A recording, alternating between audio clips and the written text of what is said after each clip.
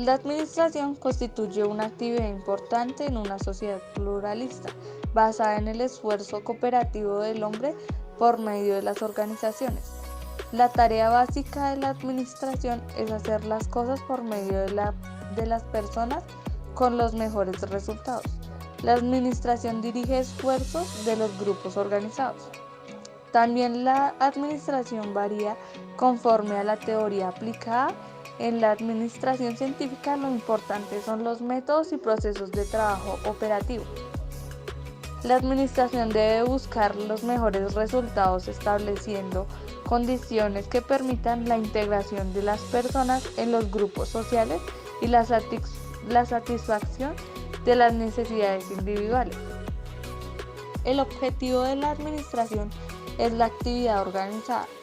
En un principio el objetivo de la administración era simplemente la actividad fabril. Después se extendió a las empresas industriales y más adelante a todo tipo de organizaciones humanas.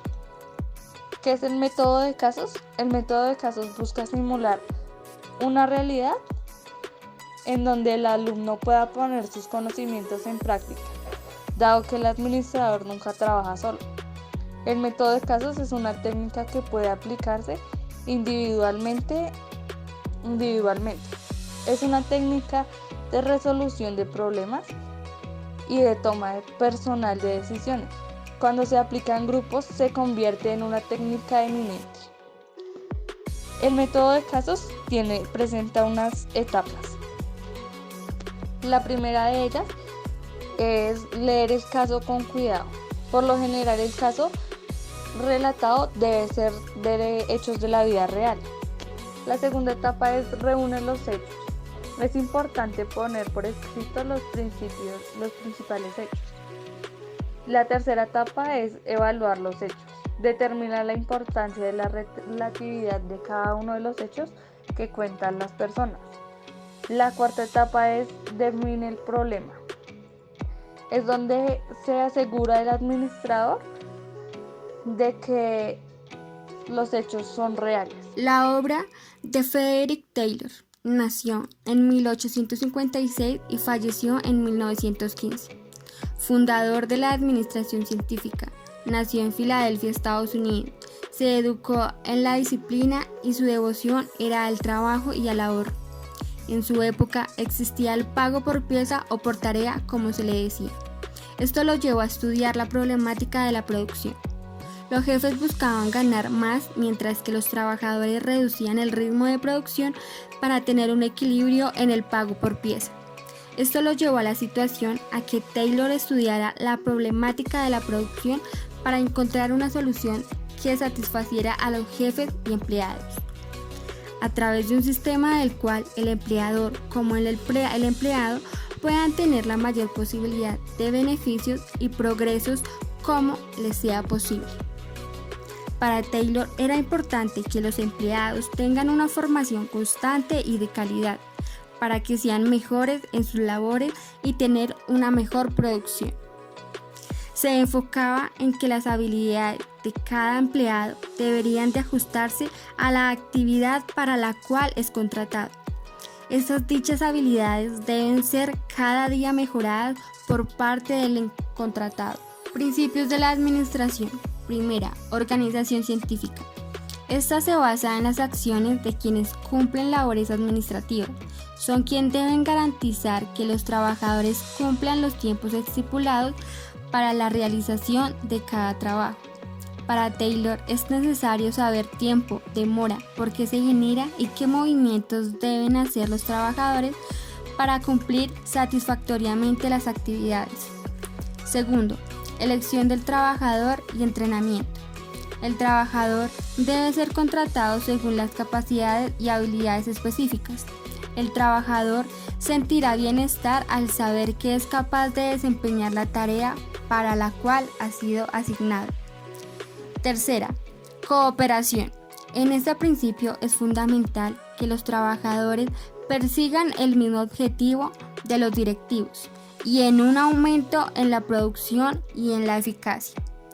Taylor dice que la remuneración debe relacionarse con la cantidad de producción.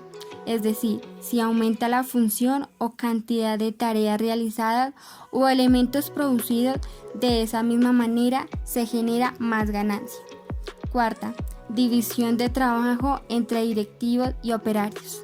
Es fundamental que la labor de los patrones y obreros sea equitativo, es decir, que sea un trabajo justo y coherente, con el propósito de que se logre un proceso exitoso. El principal objetivo de la administración debe asegurar un bienestar para el empleado y el empleador. Debe hacer identidad de intereses entre los dos polos opuestos. Organización racional del trabajo. Primero, análisis del trabajo y estudios de tiempos y movimientos. Para Taylor y sus seguidores, el instrumento básico para racionalizar el trabajo en los obreros era el estudio de tiempos y movimientos. Partiendo de esta premisa, comprobó que el trabajo puede efectuarse mejor y más económicamente mediante el análisis del trabajo, esto es, de la división y subdivisión de todos los movimientos necesarios para la ejecución de las diversas operaciones de una tarea. Al observar metódicamente y pacientemente la ejecución de cada operación a cargo de los obreros, Taylor vio la posibilidad de descomponer tarea y cada operación de la misma en una serie ordenada de movimientos más sencillos. Los movimientos inútiles eran eliminados, mientras los útiles eran simplificados, racionalizados o funcionados con otros movimientos, para que el obrero economizara tiempo y esfuerzo. A este análisis del trabajo seguía el estudio de tiempos y movimientos, o determinación mediante el cronómetro del tiempo medio que requiere un obrero común para ejecutar una tarea. Estudio de la fatiga humana. Para Hilbert, los movimientos tienen una finalidad que es evitar los movimientos inútiles en la realización de actividades y dar una secuencia apropiada. Se procura tener una mayor economía posible. Tercero, división del trabajo y especialización del obrero. El análisis de trabajo y el estudio de tiempos y movimientos crearon condiciones para la total reestructuración de las operaciones empresariales, eliminando los movimientos innecesarios y economizando energía y tiempo. Una de las consecuencias del estudio de tiempos y movimientos fue la división del trabajo y la especialización del obrero con el fin de elevar su productividad. Se llegó entonces a la conclusión de que el trabajo de cada persona debería, en la medida de lo posible, limitarse a la ejecución de una sola tarea específica y sencilla. Así, cada obrero se especializó en la ejecución de una sola tarea o de tareas sencillas y elementales, para ajustarse a los estándares descritos por el método. Desde entonces el obrero perdió la libertad e iniciativa para establecer su manera de trabajar y pasó a ser confinado a la ejecución automática y repetitiva de una operación o tarea manual sencilla y estandarizada durante su jornada de trabajo. Diseño de cargos y tareas. Es un conjunto de tareas asignadas de manera repetitiva. Cada cargo tiene uno o más trabajadores que desempeñan determinadas tareas específicas. Si el cargo es sencillo y está formado por una sola persona, la ocupación se vuelve repetitiva. O si el cargo es complejo y es de más de una persona, se constituye por realizar varias tareas diferentes mientras se trabaja. La apreciación crítica de la administración científica.